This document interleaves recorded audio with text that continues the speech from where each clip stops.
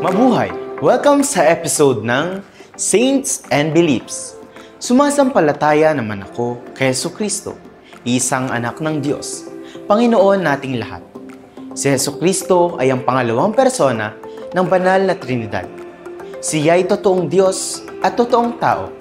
Ang kanyang katauhan ay mayroong dalawang kalikasan, ang pagka-Diyos at pagkatao. Subalit, iisa lamang ang kanyang persona.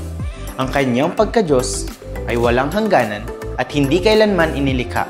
Samantala, ang kanyang pagkatao ay pinaglihi sa sinapupunan ng Birheng Maria sa kapangyarihan ng Espiritu Santo. Sinasabi sa Ebanghelyo ayon kay San Juan, ang salita ay nagkatawang tao at namuhay siya sa piling natin. See you sa susunod na episode ng Saints and Beliefs na handog ng Labora Media ng St. Benedict Parish.